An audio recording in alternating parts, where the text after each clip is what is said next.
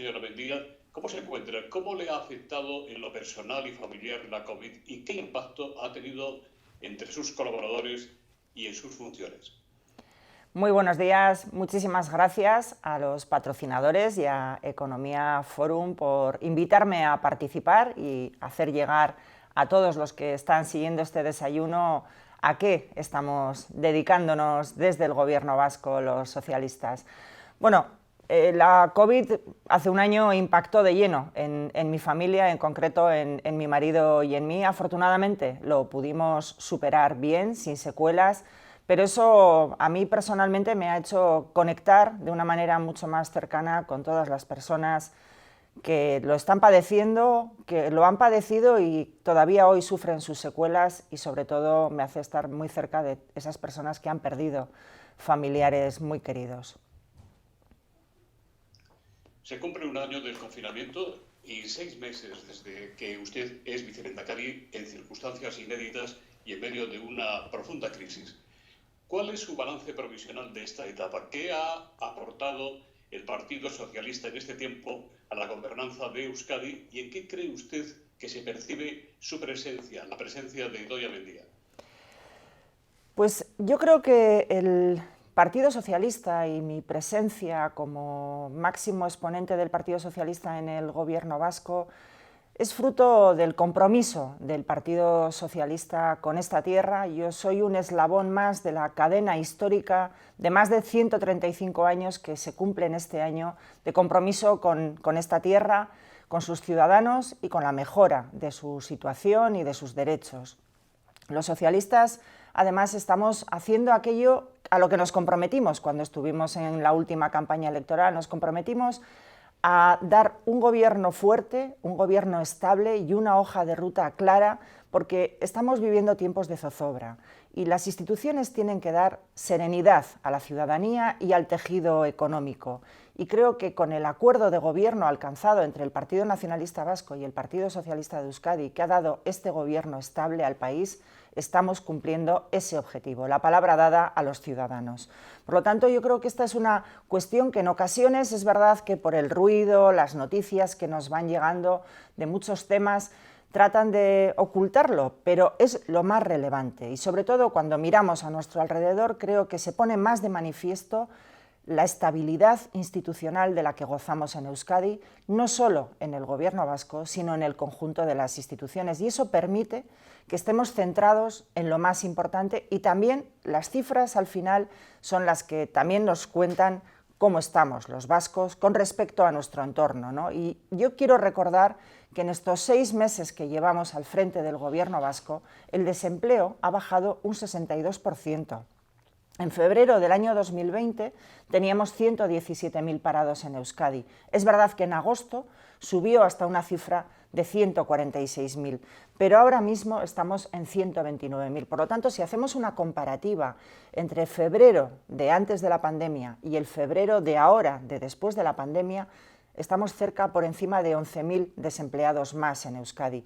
Desde luego está muy lejos de aquellas cifras que estábamos muy preocupados que podían haberse dado en Euskadi. Había veces que se hablaba de que iba a haber 68.000 parados más. Todavía en septiembre teníamos miedo de que pudiéramos estar por encima de 30.000 parados más, y sin embargo tenemos una cifra de 11.000 parados más. No es una cifra satisfactoria en absoluto. A mí me preocupan los 129.000 parados que tenemos en Euskadi, y a ello estoy dedicada desde el Departamento de Trabajo y Empleo, evidentemente, pero esto sí es verdad que hay que ponerlo en perspectiva y en comparativa con el resto de comunidades autónomas. Este último febrero ha sido especialmente significativo porque Euskadi ha sido la comunidad que mejor se ha comportado sobre el resto de comunidades autónomas españolas.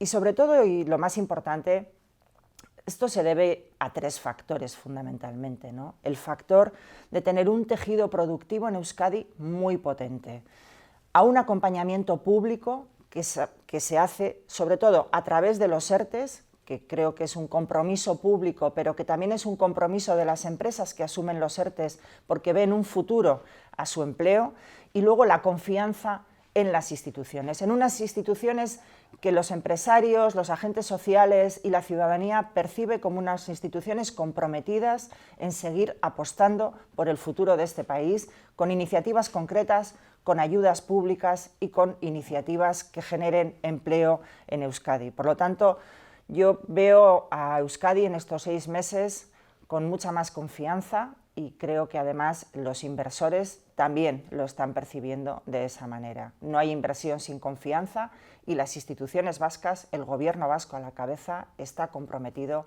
con esa estabilidad que a mí me parece que es básica para generar confianza en el tejido económico y así poder generar empleo. Señora Mencía, ¿cuáles son los desafíos y retos inmediatos, tanto como consejera de Empleo y Trabajo, como en su vertiente más transversal, la de vicelehendakari? Bueno, como consejera de Trabajo y Empleo, yo diría que en estos primeros meses de mandato estamos muy comprometidos en la transformación de Lanbide. Si el empleo es una de nuestras principales preocupaciones y ocupaciones, Lanbide es la herramienta que tiene que servir para mejorar las cifras de empleo, para mejorar la cualificación de nuestros desempleados y, por lo tanto, para mejorar su ocupabilidad. Por eso, en Lanbide no hemos perdido el tiempo desde el primer minuto de asumir la responsabilidad. Hemos trabajado codo con los agentes sociales y económicos y también con los trabajadores de Lanbide, que son quienes mejor conocen las problemáticas que aquejan a Lanbide, y hemos entrado de lleno en una mejora organizativa. Hemos apostado por modificar sus estatutos y dotarle a Lanbide de una nueva organización interna, creando una unidad de coordinación para mejorar toda la organización interna y creando una nueva dirección de prestaciones e inclusión para que esté dedicada de lleno a gestionar la renta de garantía de ingresos y el futuro ingreso mínimo vital cuando nos llegue la transferencia, para así liberar el resto de Lanbide para que se dedique de lleno a esas políticas activas de empleo que son tan necesarias en estos momentos. Y por supuesto también estamos acometiendo una transformación digital de Lanbide que va a permitir, y la primera prueba va a ser que en los próximos 3 meses vamos a tener en marcha una oficina virtual que va a permitir a las empresas y a los trabajadores trabajar con Lanbide sin necesidad de hacerlo de manera presencial y poder acometer cualquier gestión que se pudiera hacer en una oficina, hacerla de manera virtual. Ese es el primer paso que se va a ver de ese proceso transformador de la digitalización de Lanbide. Queremos que sea el gran proyecto estrella de Lanbide. Por supuesto, otra de las prioridades de mi departamento es la mesa de diálogo social. Afortunadamente, en la legislatura pasada se hizo un gran paso en la institucionalización de esa mesa de diálogo social. Hubo una apuesta decidida por parte del gobierno anterior en hacer que la mesa de diálogo social fuera el cauce por el cual los agentes sociales y económicos pudieran influir en las políticas públicas que hacía el Ejecutivo y también el Ejecutivo poder acordarlas y así hacerlas mucho más fuertes y más eficaces. Por supuesto, esa mesa de diálogo social ha permitido grandes acuerdos y acuerdos muy relevantes, como el acuerdo de complementar los ERTEs a los trabajadores con menos de 20.000 euros de ingresos al año, o también un programa que a mí me parece que abre un camino que tenemos que seguir con todos los sectores que estén sufriendo los efectos de la crisis, porque va a ser un proyecto piloto que queremos hacer extensivo a muchos sectores y que lo hemos acordado con los empresarios y con los sindicatos, que es el programa de recualificación y recolocación de trabajadores de sectores en crisis. Ese proyecto nos va a permitir trabajar de una manera distinta en Lanbide y nos va a permitir poder aprovechar todas esas personas altamente cualificadas que pierden su empleo porque su empresa está sufriendo los efectos de la pandemia, pero Euskadi no puede permitirse el lujo de desprenderse de ellos y que con una pequeña formación podemos virar su empleabilidad hacia esos sectores tractores y de futuro que van a verse espoleados en los próximos meses y años como vectores de futuro. Estoy pensando en el sector de la transición ecológica, en el sector de la economía circular. En fin, ahí estamos trabajando codo con codo. Y luego, evidentemente, tenemos también todo el campo de la planificación estratégica de mi departamento. Hemos comenzado a trabajar con la Estrategia Vasca de Empleo 2030. Para nosotros es muy importante porque va a ser el marco de trabajo para los próximos 10 años en Euskadi. Estamos trabajándola codo con todas las instituciones, pero también con los agentes económicos y sociales. Estamos haciéndolo además de una manera muy detallada. Algunos agentes nos han pedido más tiempo para buscar el acuerdo, estamos dispuestos a darles ese tiempo, pero es verdad que la Estrategia Vasca de Empleo es una estrategia que sería muy potente que saliera con acuerdo de todos y sobre todo porque nos va a servir de marco de trabajo a las instituciones y a los agentes sociales y económicos. Por lo tanto, para nosotros ese es un punto muy importante en estos meses primeros de este año. Y luego, por supuesto, otro de los hitos más importantes y donde estamos volcados de lleno en mi departamento, trabajando muy intensamente, es con el Ministerio de Inclusión y Seguridad Social para conseguir la transferencia del ingreso mínimo vital en un tiempo razonable y, sobre todo, bien hecha, ¿no? Cuando digo que sea una transferencia bien hecha, quiero decir que sea una transferencia integral, que nos permita mantener nuestro sistema vasco de garantía de ingresos, integrando el ingreso mínimo vital en él y así permitir a los ciudadanos vascos tener una única ventanilla a la que dirigirse, porque creo que no podemos marear a los ciudadanos con múltiples ventanillas, tenemos que facilitarles el acceso a la administración, el acceso a las ayudas a las que tengan derecho, y ese es otro de nuestros objetivos principales en estos primeros meses de este año 2021. ¿Se firmará esta transferencia en la comisión mixta que el ministro Iceta ha previsto para el mes de abril? En el mes de abril, bueno, creo que tanto el ministro Iceta como los diferentes consejeros que hemos estado con él, reconocemos que en el mes de abril tendremos la transferencia de la gestión de las prisiones vascas y también alguna otra transferencia que venía en el primer bloque. El ingreso mínimo vital, hay que ser conscientes de que tenemos abierto la ley a nivel estatal, está en tramitación en el Congreso de los Diputados.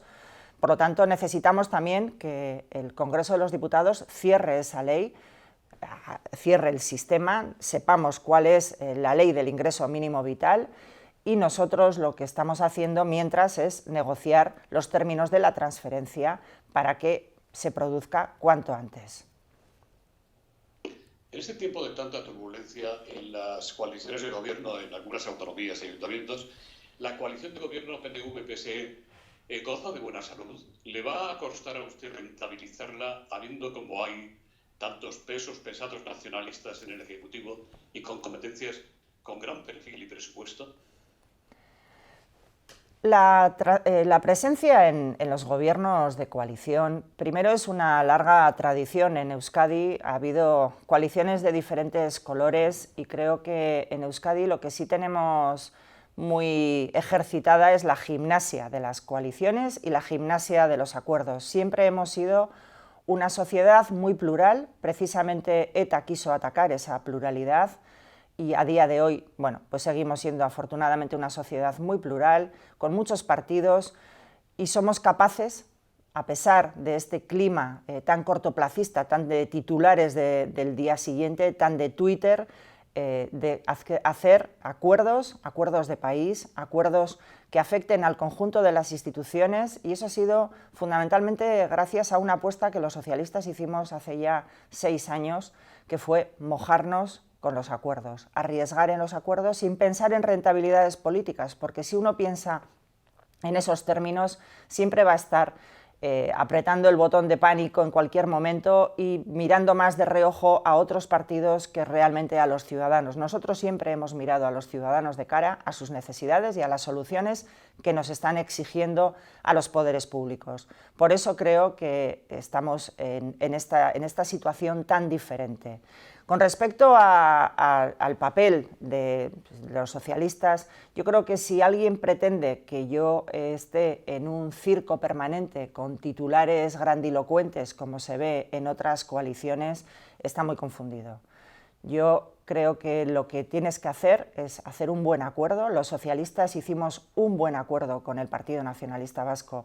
Para ello dedicamos todo el verano a trabajar muy intensamente ambos partidos. Si alguien se molesta en leer el programa del gobierno vasco, verá que está incorporado plenamente el programa electoral con el que los socialistas concurrimos a las elecciones vascas. Por lo tanto, esa es la primera tarea que tienes que hacer. Y la siguiente tarea es, si tienes alguna discrepancia, pues la tienes que dilucidar dentro del Ejecutivo. Y así es como trabajamos y así es como vamos saliendo adelante. Y creo que está funcionando muy bien la coalición de gobierno Partido Nacionalista Vasco, Partido Socialista de Euskadi. Son muchas las empresas que están anunciando despidos y son muchos los analistas que prevén que muchos de los ERTEs acabarán en ERES o que se van a multiplicar las quiebras porque no haya capacidad de reestructurar deudas. ¿Cuál es la previsión de su departamento? ¿Qué medidas preventivas o de reacción prepara usted? ¿Cree que el Gobierno de la Nación debería prorrogar los ERTEs más allá de finales de mayo? Bueno, yo lo primero es, no me gusta ser un departamento de previsiones, ¿no? Porque desde luego lo que esta pandemia nos ha puesto de manifiesto es que nadie tiene una bola de cristal.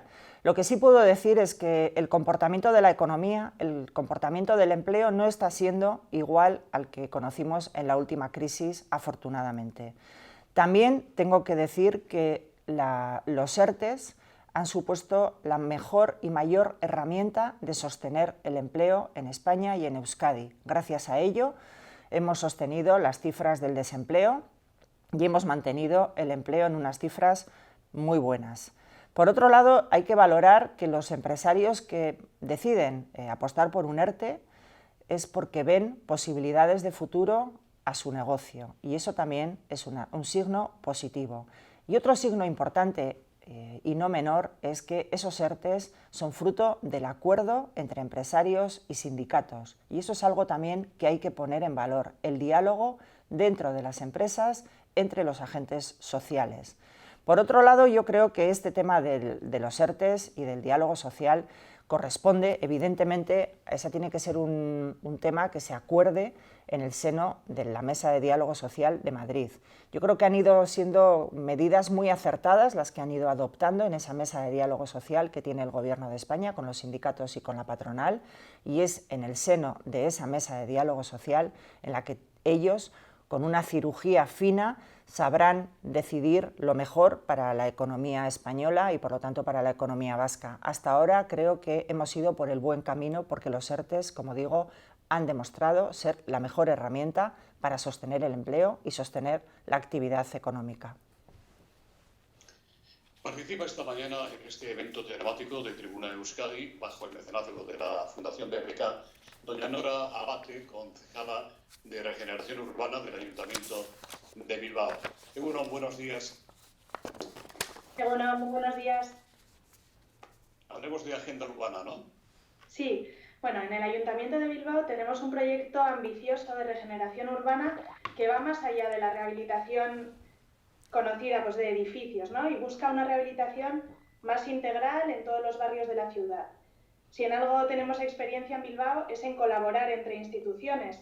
Conseguimos transformar la ciudad en los años 90 y ahora, inmersos en una nueva crisis, me pregunto, ¿no? ¿Cómo podemos salir de esta situación tan complicada? ¿Qué planes tiene el Gobierno vasco que permitan una actuación integral en materia de regeneración urbana, teniendo en cuenta los Objetivos de Desarrollo Sostenible de Naciones Unidas y a la vez la Agenda Europea?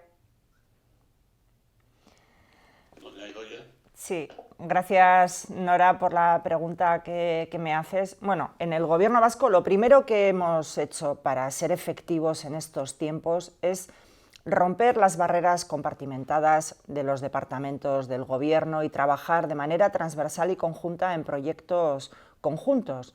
Nosotros colaboramos con el Departamento de Vivienda codo con codo y también con el Departamento de Educación porque, como tú muy bien señalas, la regeneración urbana requiere no solo las actuaciones propiamente, diríamos, de ladrillo, urbanísticas, sino que también tenemos que conjugar otros sistemas que actúan en beneficio de la ciudadanía. Estoy pensando en la educación, estoy pensando en los servicios sociales, estoy pensando en mi departamento, empleo e inclusión social, porque todos ellos hacen que los ciudadanos y ciudadanas que viven en nuestras ciudades puedan tener una vida mejor porque sus condiciones mejoren. Nosotros, ya sabes y conoces bien, tenemos la Ley de Vivienda como la mejor herramienta desde hace unos años para desarrollar políticas de vivienda vanguardistas, pero también compartes desde la Viceconsejería de Agenda Urbana esa Agenda de Desarrollo Sostenible 2030 que nos marca unos objetivos que están inmersos y que tienen vectores de diferentes áreas, como es la urbanística, la social, la de empleo.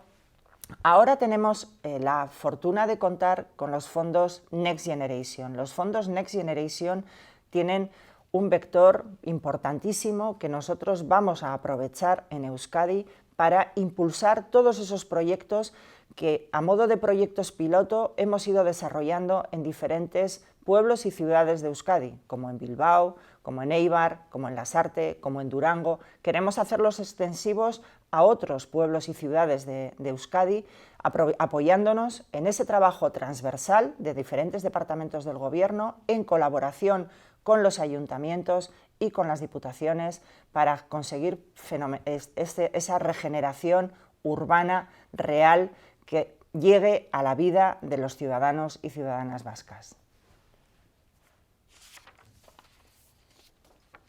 Tenemos con nosotros en este evento, con doña Idoia Mendia, a don Eneko Andueza, portavoz del Grupo Parlamentario Socialista en el Parlamento Vasco. Egunon, ¿cómo se ve desde el Parlamento de Vitoria lo que está ocurriendo en Madrid, en Murcia y lo que puede ocurrir en Castilla y León? Buenos días. Bueno, pues yo creo que claramente en Euskadi tenemos un elemento muy diferencial con el resto de comunidades autónomas que en estos momentos se ven inmersas en esa vorágine provocada por los últimos acontecimientos, ¿no? Incluso me atrevería a decir que es algo que es muy común en todas las comunidades donde no estamos los socialistas en los gobiernos, ¿no? Creo que Idoia ha acuñado un término que me parece muy adecuado, ¿no? Que es el de serenidad política. Y es que yo creo que tenemos todos muy claro que tanto la estabilidad política como esa serenidad a la que aludía Idoia, más los acuerdos entre diferentes, que también los ha mencionado la vicelehendakari, secretaria general del Partido Socialista de Euskadi, son factores esenciales precisamente para generar empleo, ¿no? Y nadie mejor que Idoia para saberlo, pero sobre todo para ponerlo en práctica. En estos momentos creo que los socialistas vascos estamos siendo claves para aportar esa serenidad y sobre todo para aportar esa estabilidad a todas las instituciones vascas a través del compromiso incluso personal, como es el caso de la propia Idoia. A mí lo que sí me gustaría preguntarle a Idoia es qué consecuencias cree que puede tener los movimientos políticos que estamos observando durante los últimos días en el panorama nacional y especialmente en el caso de algunas comunidades autónomas. Gracias, Eneko, por tu pregunta.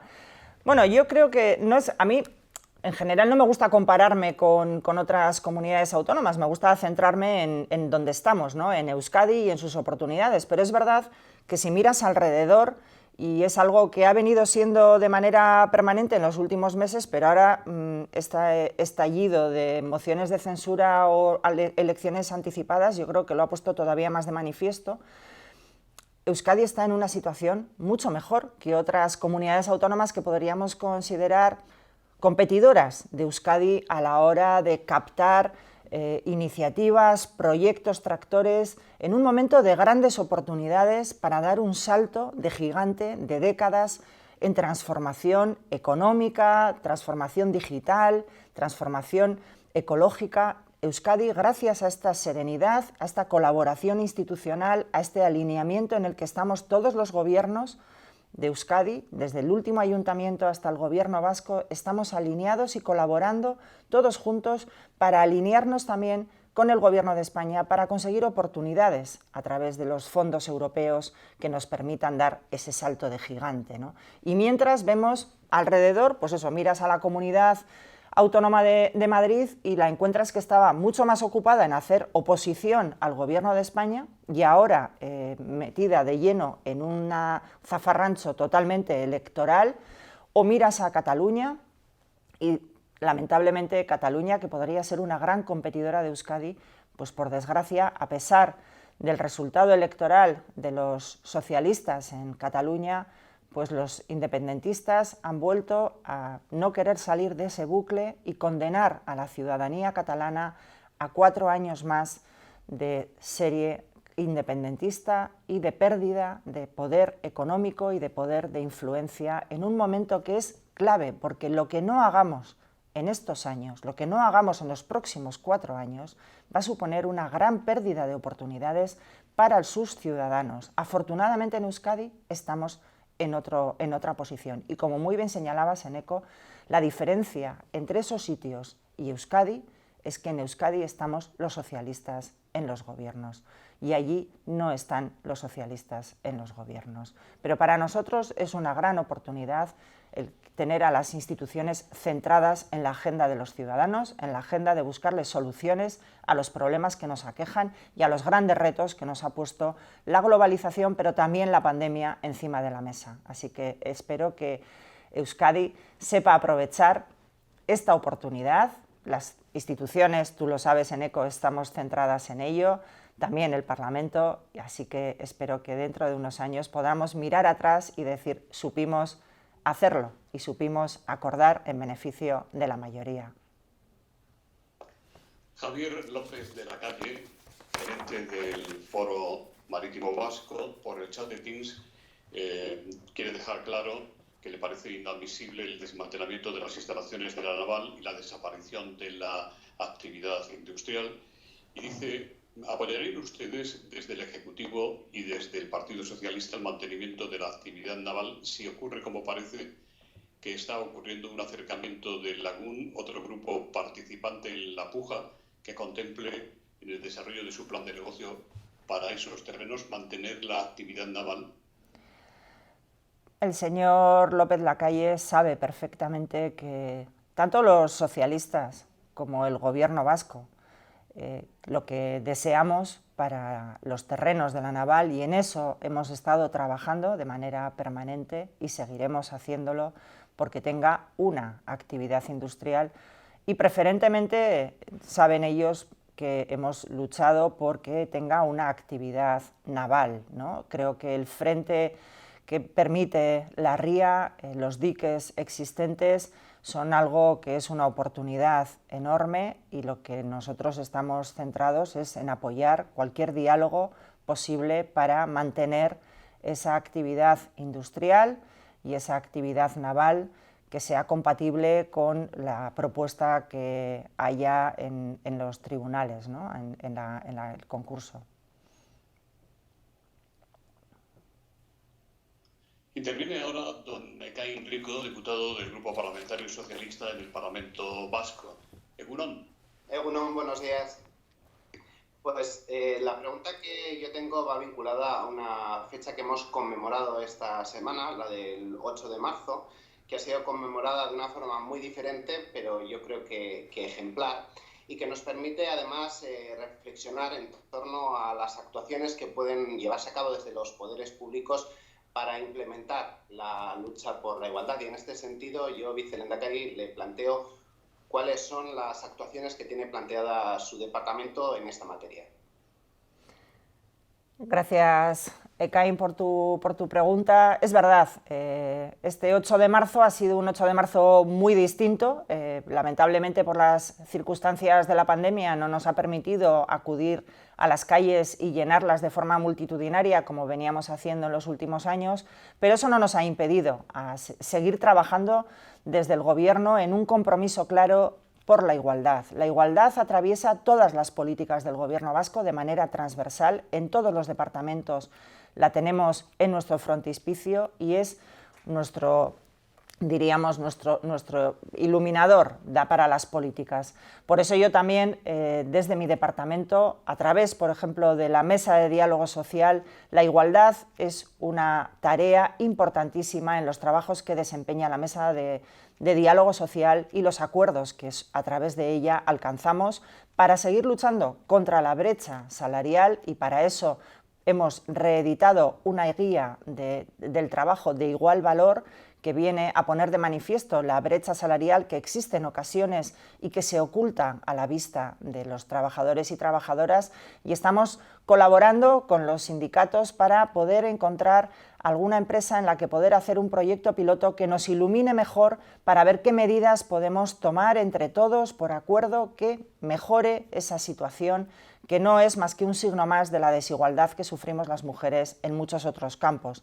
Pero no nos quedamos ahí solo, sino que también, como sabéis, en la mesa de diálogo social se aprobaron los planes de igualdad en las empresas de más de 100 trabajadores, y desde mi responsabilidad con la Inspección de Trabajo estamos realizando una labor de colaboración con las empresas para la implementación de esos planes de igualdad y que sean realmente efectivos. Y al mismo tiempo hay otro asunto que a mí siempre me ha interesado mucho y me ha preocupado, porque creo que las mujeres tenemos que ocupar puestos de responsabilidad, sobre todo mirando a las futuras generaciones. Tenemos que ser referente para esas niñas que se encuentran en edades tempranas y que tienen que elegir cuál es su vocación profesional, cuál es el camino que quieren seguir en la vida. Por eso también he puesto en marcha un proyecto para impulsar la presencia de las mujeres en las direcciones de las empresas, el emprendimiento femenino. Creo que ahí tenemos que dar un salto, y quiero colaborar con todas esas asociaciones de empresarias vascas que hay a lo largo de los 3 territorios vascos, y con ellas poder conseguir avanzar en ese campo, porque creo que es muy, muy importante. Pero sobre todo, y por terminar, la mesa de diálogo social tiene que ser un punto muy de unión de todos los agentes económicos y sociales para seguir avanzando en términos de igualdad, porque yo estoy convencida de que los empresarios necesitan el talento femenino. Las mujeres podemos aportar mucho en todos los campos, y también ahí sabéis que estamos tratando de impulsar a través de un proyecto que tenemos en Lanbide la presencia de las mujeres en sectores especialmente masculinizados, que es el de la industria, pero que también ahí es donde obtenemos mejores salarios, y así contribuir también a reducir esa brecha salarial que sufrimos las mujeres. Así que, como ves, tenemos varias iniciativas en diferentes campos, pero en realidad todos vinculados con un mismo objetivo, que es incorporar a la mujer a la economía en primera línea. Por el chat de Teams, Ricardo Gallol le pregunta si serán complementarios el ingreso mínimo vital y la renta general de inserción, y si alcanzarán a cubrir el umbral de la pobreza fijado en 739 euros. Como saben, en Euskadi tenemos un sistema de garantía de ingresos consolidado y trabajado durante los últimos 30 años, y yo quiero ponerlo en valor porque aquello surgió también en una época en la que sufríamos una crisis económica, y los poderes públicos y sobre todo los políticos de entonces supieron ser visionarios, y en vez de acometer inversiones en ladrillo o en cemento, acometieron una inversión estratégica de país, como fue esta inversión de crear la renta de garantía de ingresos. Hoy contamos con un sistema de garantía de ingresos muy ambicioso, que lo compartimos con el conjunto de las instituciones vascas y que demostró en los tiempos más duros de la última crisis una gran capacidad de otorgar resistencia y un umbral mínimo a muchas personas que habían perdido todos los ingresos. Afortunadamente hoy, si lo comparamos con la última crisis, los que han acudido a la renta de garantía de ingresos son mucho menos, lo cual también se debe al escudo social que los gobiernos hemos desplegado, desde el Gobierno de España con los ERTEs, pero también desde el Gobierno vasco, por ejemplo, con ayudas directas a sectores muy afectados por la crisis económica de la pandemia. Pero, como digo, la renta de garantía de ingresos es un sistema muy completo que conoce las personas que trabajan en el entorno de la renta de garantía de ingresos y en el campo de la inclusión, que estamos volcados en su reforma, en su transformación, para consolidarlo, mejorarlo y reforzarlo. Mientras, el Gobierno de España ha hecho un inmenso esfuerzo poniendo en marcha el ingreso mínimo vital para toda España. Nosotros lo que estamos trabajando con el Ministerio, aprovechando también que el ingreso mínimo vital se encuentra en tramitación en el Congreso de los Diputados, pues tratar de acompasar ambos sistemas, que ambos sistemas puedan integrarse para que el sistema vasco de garantía de ingresos no se vea afectado por la incorporación del ingreso mínimo vital, sino que este sea uno más de ese sistema vasco de garantía de ingresos. Por eso es tan importante para nosotros la transferencia integral del ingreso mínimo vital. Mientras tanto, estamos trabajando, ayudando a la Seguridad Social, al Ministerio de Inclusión, que es quien tiene la competencia ahora mismo, para que pueda empezar a reconocer ingresos mínimos vitales en Euskadi. Estamos colaborando con ellos, con las diputaciones y sus haciendas, para que el Ministerio pueda hacer el test de renta y patrimonio a todas las personas que puedan ser objeto del ingreso mínimo vital.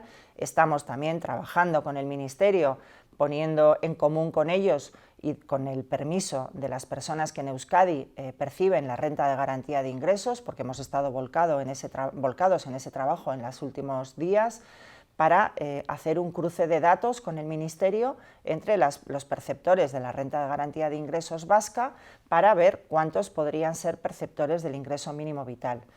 Por lo tanto, tienen que ser compatibles, efectivamente, y nosotros lo que tenemos que seguir es con nuestro sistema vasco de garantía de ingresos, que tenemos muy claros cuáles tienen que ser los objetivos: llegar a más gente, cubrir mejor aquellas situaciones que hemos visto con la ley vigente que quedan un poco desamparadas. Estoy pensando en las personas mayores, pensionistas, estoy pensando también en las personas que tienen hijos menores a cargo. Esos son dos colectivos que para nosotros son muy prioritarios, y en eso estamos con la reforma de la Ley Vasca de Garantía de Ingresos. Asimismo, también modernizar el sistema de tramitación de la renta de garantía de ingresos, hacerlo más ligero, más rápido, para que Lanbide también sea mucho más ágil a la hora del reconocimiento de la ayuda.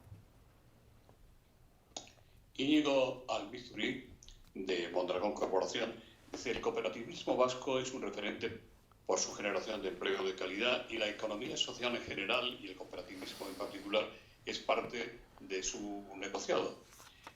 Y dice: en tiempos de crisis se nota más que nunca la resiliencia del modelo cooperativo. ¿Cuál es el papel que su gobierno le reserva al cooperativismo en la recuperación de Euskadi? Gracias.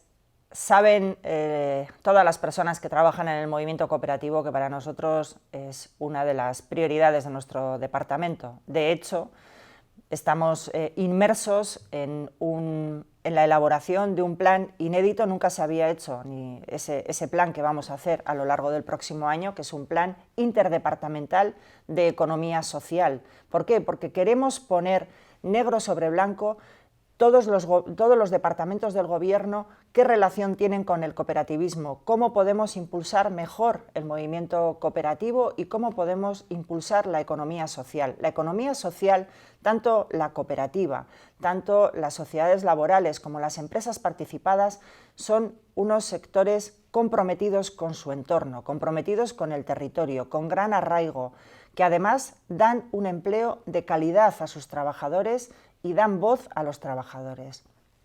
Para nosotros es un modelo a seguir, a impulsar. Por eso también el pasado 8 de marzo, por ejemplo, tuve el privilegio de otorgar unos premios para el emprendimiento cooperativo que mujeres muy valientes y muy visionarias habían hecho hace muchos años y que hoy son empresas cooperativas muy potentes en sectores muy diversos como el de los cuidados o el del comercio o el de la limpieza. Así que el movimiento cooperativo está muy presente en nuestro departamento. Más preguntas. Agustín Víctor Sánchez dice: la cocina vasca, sus productos agroalimentarios, sus paisajes, su cultura, son muy apreciados por muchos otros españoles, buenos alicientes para volver a visitar la hermosa Euskadi. ¿Cómo están planteando el importante sector hostelero y hotelero vasco y su gobierno el próximo verano?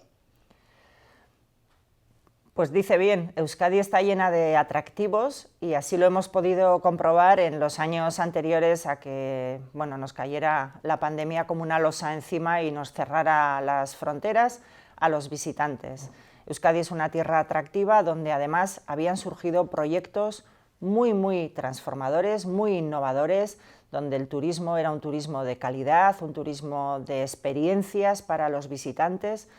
Y en eso estamos. El consejero Javier Hurtado, el consejero de Turismo y Comercio, está volcado en hacer una gran campaña promocional de Euskadi para que este verano sea un gran verano para nuestros empresarios del sector turístico. Al mismo tiempo también ha sido un consejero que ha podido poner en marcha unas medidas de ayudas al sector turístico, cogiendo también a las agencias de viajes, para que no sufran tanto los daños que están sufriendo, porque creo que es un sector que, como pueden observar muchos que vivimos en Euskadi, pues mantiene algunos hoteles cerrados y otras actividades turísticas cerradas, por lo tanto requerían de un compromiso y de unas ayudas, y el consejero Hurtado así lo ha puesto encima de la mesa y lo ha puesto ya en marcha, permitiendo que ese sector pueda aguantar mejor estos meses que nos quedan hasta que las campañas de verano puedan volver a traernos esos visitantes. Yo estoy segura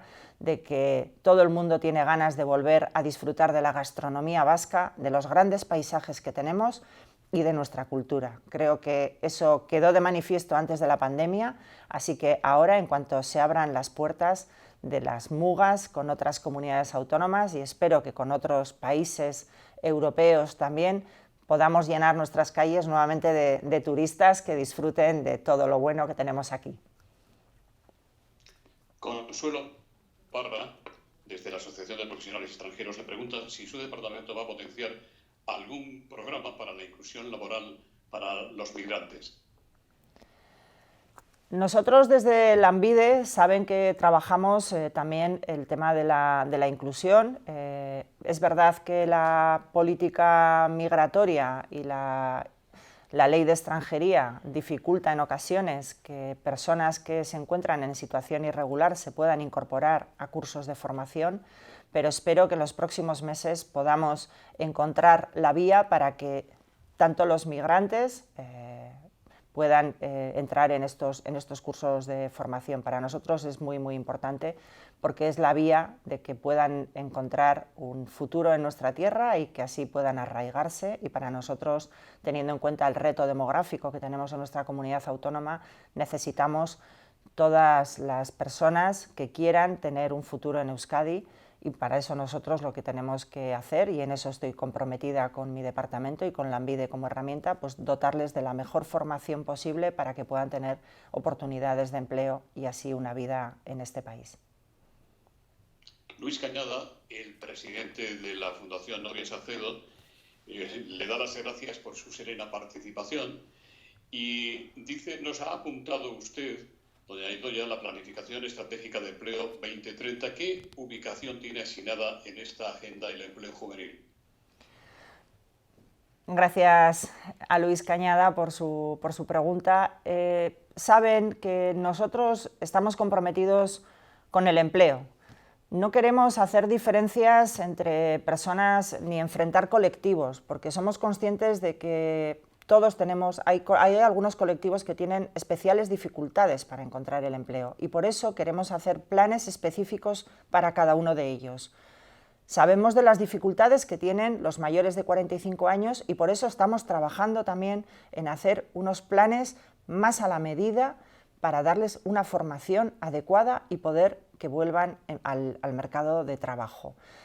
Pero desde luego también somos conscientes de la inmensa dificultad que tienen nuestros jóvenes. Nuestros jóvenes, que les costó mucho encontrar empleo por consecuencia de la última gran crisis, la del 2008, han sido los primeros que han salido despedidos del mercado de trabajo durante la pandemia. También es verdad que son los que primero están volviendo, y están volviendo con mucha fuerza al mercado de trabajo, pero nos preocupa que sea a través de contratos precarios, contratos temporales. Por eso, desde el Gobierno vasco, estamos impulsando medidas que van, por un lado, a dar una primera experiencia laboral para que puedan tener en su currículum y mejorar así su empleabilidad, como la que he presentado esta misma semana de la mano de la Fundación Novia Salcedo, que es dar un contrato en prácticas a recién graduados y graduadas para que puedan poner en su currículum que tienen una experiencia, que además van a estar acompañados con un tutor que les va a hacer que sea mucho más provechoso el tránsito en este contrato.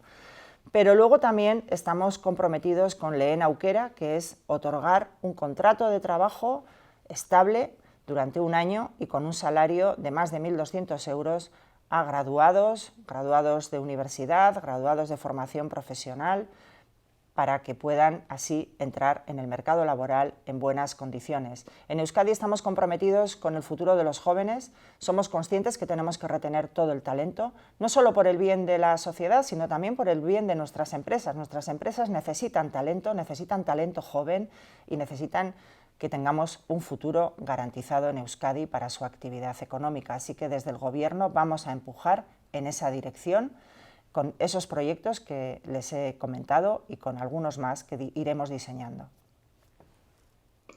Desde Bruselas, Juan Margú, de la Fundación Finnova, dice: el programa Global Training de movilidad para más de 500 jóvenes con talento está suspendido, y le pregunta por qué no programar formación y learning en gestión de fondos Next Generation, en innovación, economía circular y digitalización, mientras duren las restricciones por la pandemia. Sí, es verdad que se ha suspendido ese programa. Esperemos que las circunstancias más favorables que nos permita la vacunación nos vuelvan a abrir las puertas para poder volver a poner en marcha ese programa tan exitoso para nuestros jóvenes. Y tiene razón, es verdad, estamos trabajando en ese sentido de diseñar nuevas formaciones que vayan en la dirección que nos marca la Unión Europea para el Next Generation y que va en los vectores que ha indicado, ¿no? Es decir, en la digitalización, en la economía circular, en lo sociosanitario. Son nichos de empleo de calidad, empleo de futuro, que van a verse impulsados por el Next Generation, por los fondos europeos, a través de los gobiernos y también del sector privado. Y nosotros desde Lanbide estamos diseñando también nuevas formaciones diferentes para que se adapten a esas necesidades. Por eso también la directora general de Lanbide lo que ha estado haciendo en estas últimas semanas es reunirse con los clústeres para conocer de más cerca cuáles son las necesidades que tienen esos sectores económicos para que nosotros desde Lanbide, desde el Gobierno vasco, podamos afinar mejor la formación que damos a los desempleados o a los empleados que se acercan a Lanbide para mejorar su formación. Por el chat de Teams señala que la violencia de ETA expulsó muchas empresas y ahuyentó muchas inversiones durante décadas. ¿Qué planes tiene el Gobierno vasco para recuperar todo lo perdido? ¿No habría que ofrecer un marco fiscal más favorable para atraer inversiones como lo están haciendo Portugal e Irlanda, por ejemplo? Los vascos tenemos el concierto económico y eso nos permite diseñar nuestra fiscalidad dentro del marco europeo y del marco español. Siempre hemos considerado que la fiscalidad es una herramienta muy potente de redistribución de la riqueza. Creo que la última reforma fiscal que hicimos en Euskadi ha tenido muy buenos resultados. Vamos a analizar cuando pase la pandemia cómo se están comportando los diferentes sectores económicos y después analizaremos qué cambios son necesarios incluir en una futura reforma fiscal. ETA está continuamente presente en el Congreso de los Diputados. Hace una semana se destruyó en medio de una gran polémica el arsenal incautado. Las víctimas siguen reivindicándose reconocidas y compensadas.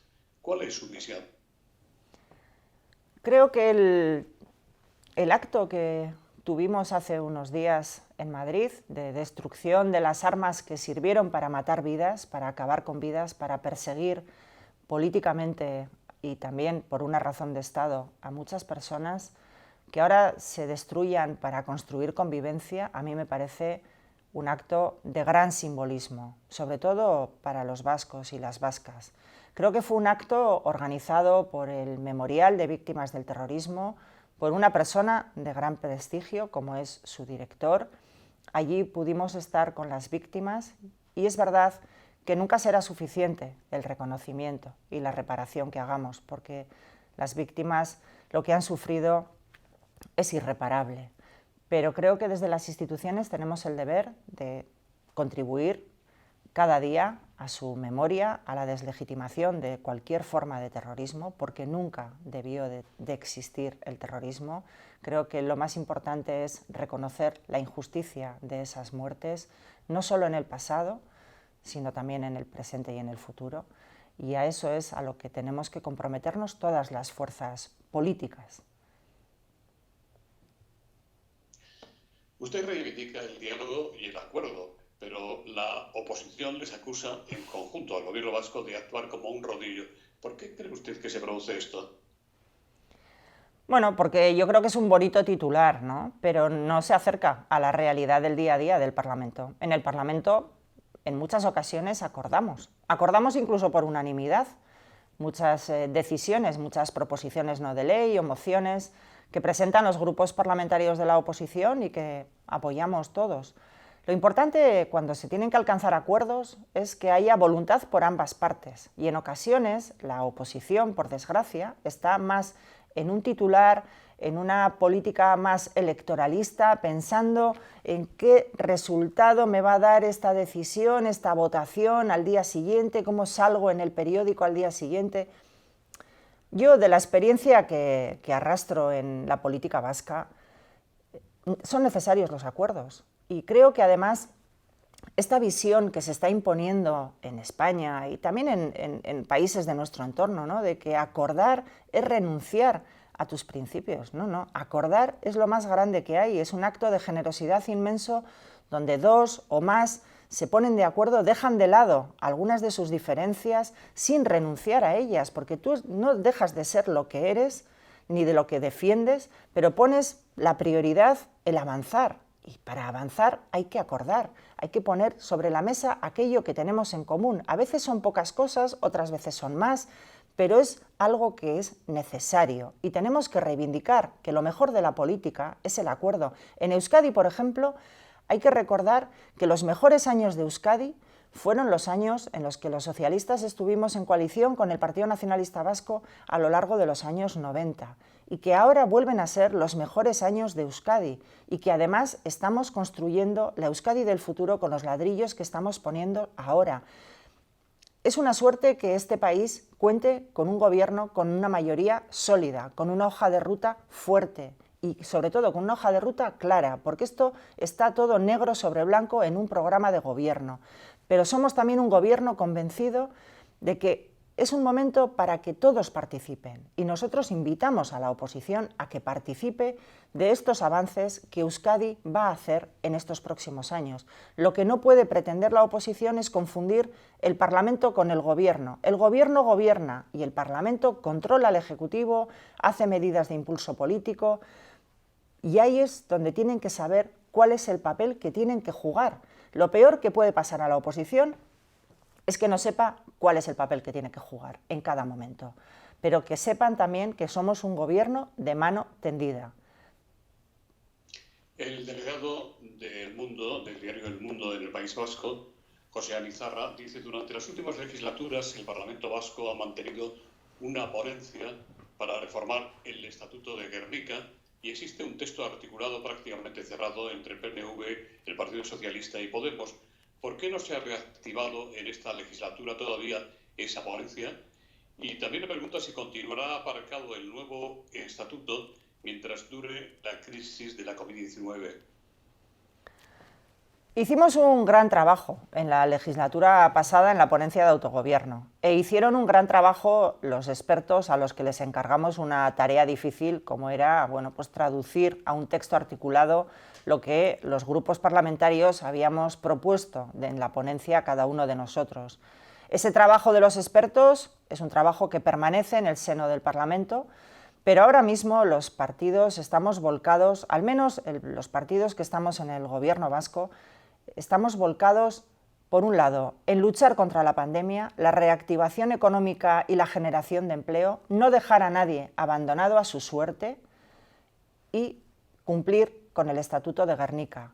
Ese es un objetivo prioritario de este Gobierno. Por eso tenemos activada esa mesa bilateral con el Gobierno de España y a mí me parece que es importantísimo, algo que también un poco como la estabilidad, ¿no?, pasa más desapercibido.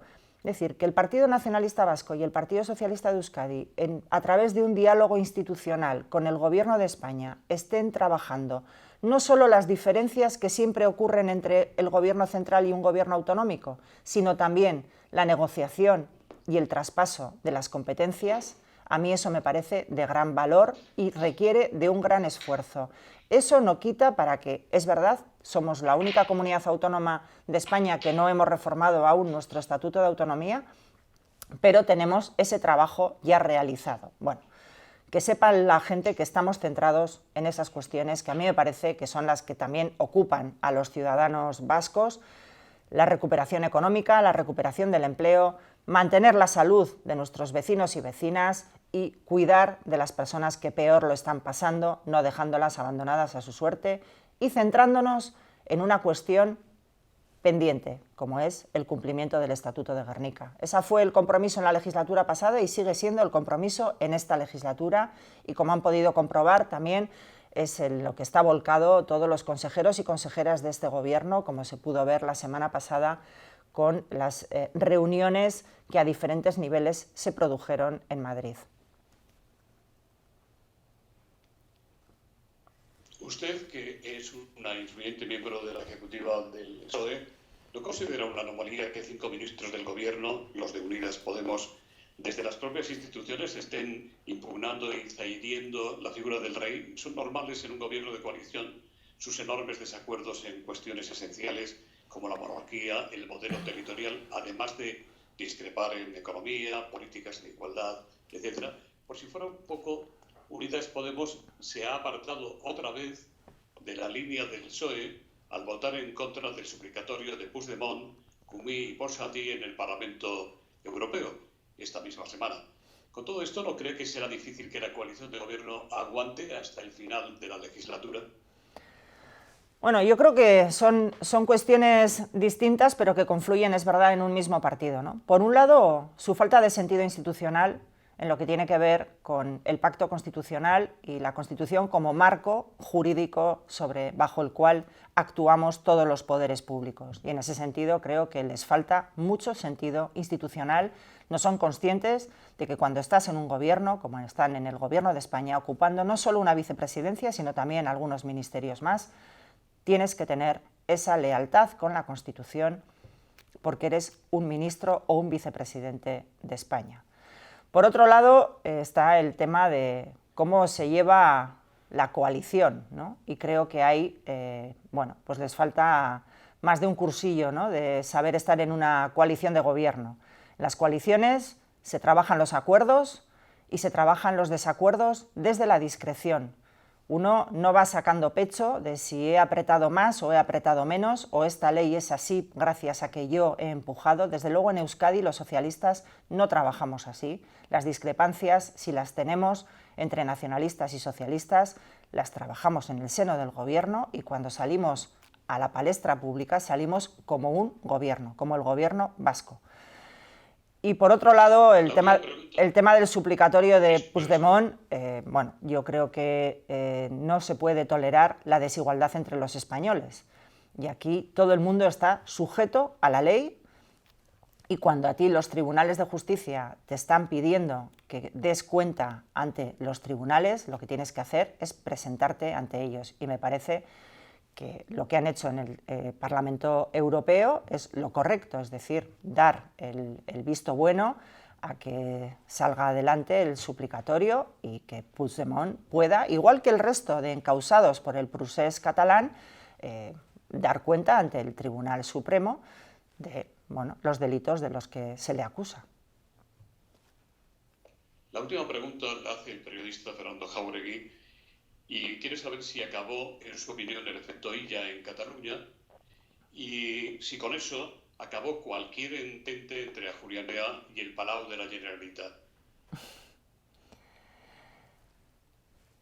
El gobierno vasco se entiende con todos los gobiernos y así tiene que ser. Creo que la colaboración en un Estado complejo como es el español tiene que ser de manera vertical, es decir, entre el gobierno autonómico y el gobierno central, y ahí creo que el gobierno vasco está haciendo una gran labor de alineamiento y de colaboración por el beneficio de Euskadi con el gobierno de España, pero también tiene que colaborar de manera horizontal y dialogar con todos los gobiernos autonómicos.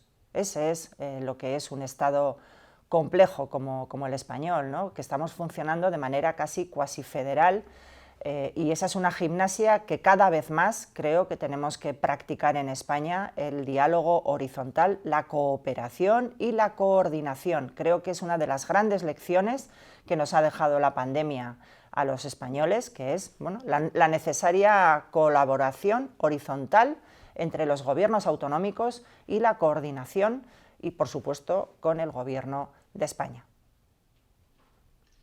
Muchas gracias, doña Idoia, por su interesante participación en nuestro evento telemático de Tribuna Euskadi, y a nuestro reconocimiento se añade el de nuestro mecenas, don Xavier Sagredo, presidente de la Fundación BBK. También muchas gracias a las 3 personas que se han unido hoy como invitados de doña Idoia: Nora Abate, Eneko Andueza y Ekaín Rico. Nuestro agradecimiento en suma a todos ustedes por seguir participando en nuestras actividades. Les invitamos a que participen en el próximo evento telemático de Nueva Economía Forum. Y aquí estamos. Muchas gracias. Eskerrik asko, salud y esperanza, osasuna eta itxaropena.